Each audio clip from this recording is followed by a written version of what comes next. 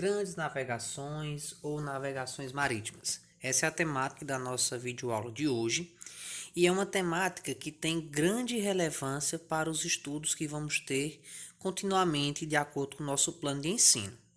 Então, a respeito das grandes navegações, que vão se expandir especificamente a partir do século XV, século XVI, nós vamos ver que esse processo, essa característica que ficou denominada como grandes navegações, ela ocorreu mais especificamente no período final da Idade Média, período que nós já contextualizamos, que também é denominado como Idade das Trevas. Então, no final da Idade Média, para os europeus especificamente, eles tinham conhecimento a respeito do mundo somente das regiões asiáticas das Índias, o extremo Oriente, mais especificamente o Oriente Médio, e o norte da África. Então, no final da Idade Média, a Europa, o continente europeu, não tinha conhecimento, por exemplo, a respeito do continente americano e da Oceania, por exemplo. Então, foi a partir das grandes navegações, das navegações marítimas, que o continente americano, a América e a Oceania passaram a ser conhecidos pelos europeus. E entre os europeus que se destacaram nesse processo de navegações marítimas, nós vamos destacar duas nacionalidades: os portugueses e os espanhóis. Os portugueses e espanhóis, durante o século XV e XVI, foram os grandes exploradores por parte dos europeus que começaram a se aventurar-se pelo mar. O mar que, nesta época, era totalmente desconhecido. Em outras palavras, no século XV e XVI, portugueses e espanhóis começaram a se aventurar pelo Oceano Atlântico e parte do Oceano Pacífico e Índico. O período que ficou conhecido como a Era das Navegações, os descobrimentos marítimos ou as grandes navegações.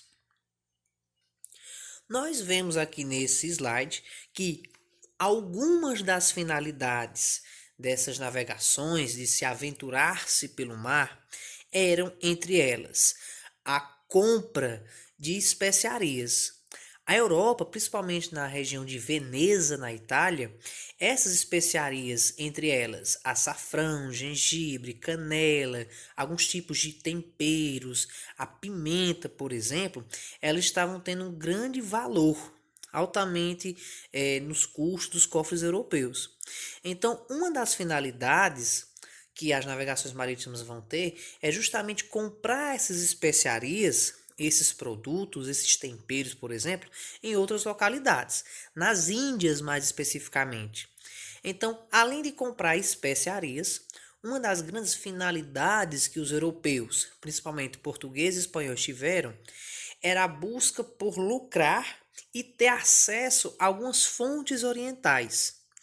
Além dessas finalidades, outro grande objetivo que as navegações marítimas tiveram foi a conquista de novas terras.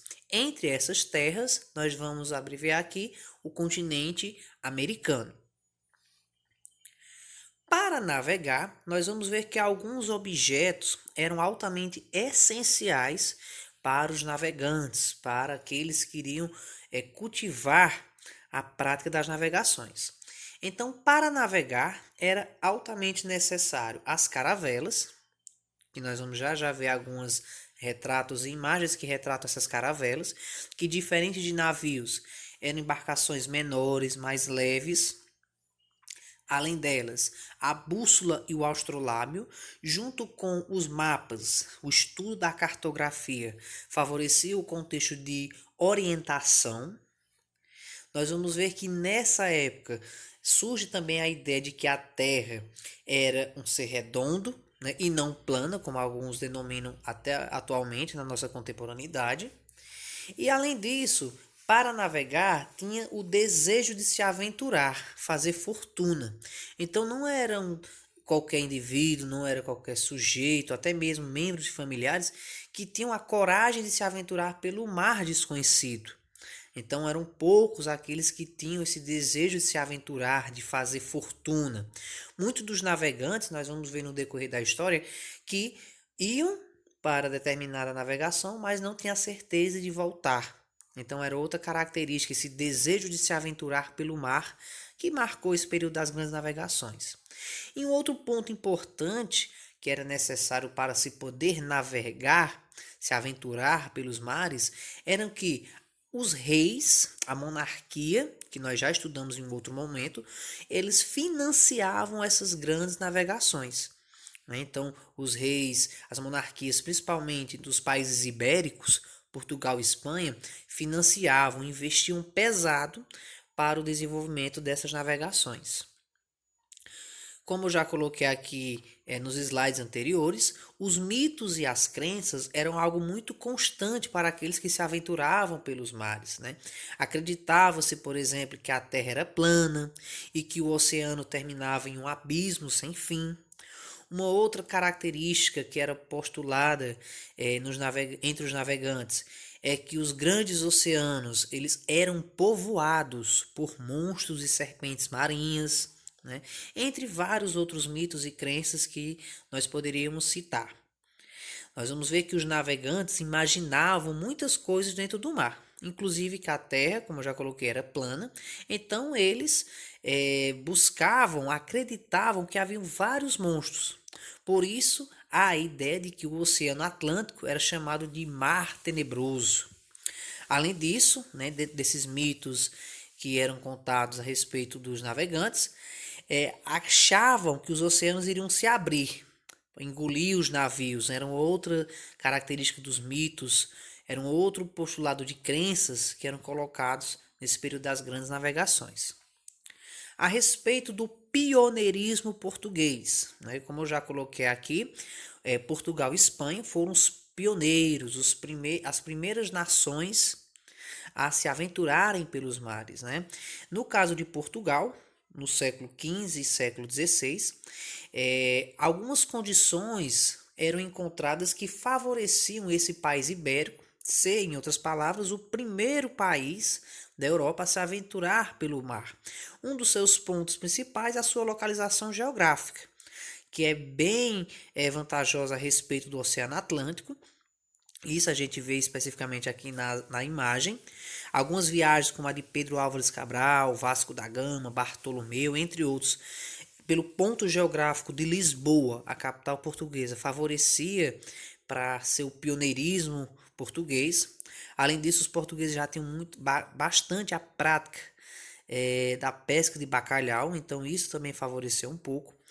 As experiências com as navegações, principalmente, como eu já coloquei, da pesca de bacalhau, ajudou muito Portugal. E as caravelas, que era o principal meio de transporte marítimo e comercial deste período, eram desenvolvidas com grande qualidade, superior a outros países, isso em Portugal. Então, essas condições, entre outras, favoreceram o pioneirismo português com as navegações. Algumas navegações portuguesas tiveram grande destaque, nós vamos citar duas. A que ocorreu no século XV, em 1488, de Bartolomeu Dias, quando dobra o Cabo da Boa Esperança, temática que nós já estudamos, e no ano de 1500, a chegada oficializada e a posse sobre o Brasil de Pedro Álvares Cabral. A respeito do pioneirismo espanhol, outro país ibérico que, junto com Portugal, teve grande influência nas navegações, nós vamos ver que a Espanha também se destacou nas conquistas marítimas do século XV e século XVI, tornando, ao lado de Portugal, uma das grandes potências marítimas. Enquanto os portugueses navegavam para as Índias, contornando para a África, os espanhóis optaram por um outro caminho. E aí, um dos grandes navegantes, o genovês Cristóvão Colombo, financiado pela monarquia espanhola, ele chega às Índias, navegando em direção oeste, né? E aí, no ano de 1492, as caravelas espanholas de alguns navegantes partiram rumo ao Oriente, navegando o Oceano Atlântico. E aí Cristóvão Colombo é o navegante responsável que sempre temos que colocar entre aspas, que descobriu a América, esse novo mundo. Lembrando que esse descobrimento é na visão eurocêntrica, é na visão europeia. E aqui nesse slide nós vemos algumas datas, alguns anos especificamente de grande relevância para as navegações espanholas. O ano de 1492, quando Cristóvão Colombo descobre, entre aspas, a América, lembrando que a América já era um continente povoado, não era conhecido para o europeu, mas já era um continente povoado, existia culturas, etnias, povos que viviam na América. O ano de 1500, quando Vicente Pinzón chega ao Brasil, mas só que especificamente no Amazonas, entre outras datas importantes e personagens das grandes navegações espanholas. Consequências das navegações marítimas do século XV e XVI, que a Europa vai ser um continente com grande hegemonia por todo o mundo, né? E um grande reflexo disso nós vemos no período colonialista, o período do colonialismo, em que a Europa, retratando a América, principalmente Portugal e Espanha, vão explorar o continente americano. A interação de mercados mundiais. Hoje nós conhecemos isso como a globalização. Então, a partir das grandes navegações, vai haver uma interação entre os mercados mundiais, né? A Europa com a Ásia, a América, a África. Então, isso a partir dessas navegações marítimas que ocorreram no século XV e século XVI. E a expansão da fé cristã. O cristianismo ele vai ser expandido, né? Nesse período na Europa, o século XV e século XVI, a fé cristã ela vem sofrendo várias críticas, principalmente pelo contexto da Reforma Protestante. Então, esse período denominado pelo colonialismo, pela expansão das navegações marítimas, vai fazer com que a fé cristã, o cristianismo, ele se expanda principalmente para o continente americano. Ok? Então é isso, nós concluímos o nosso resumo a respeito das navegações marítimas e até o nosso próximo videoaula. Até mais!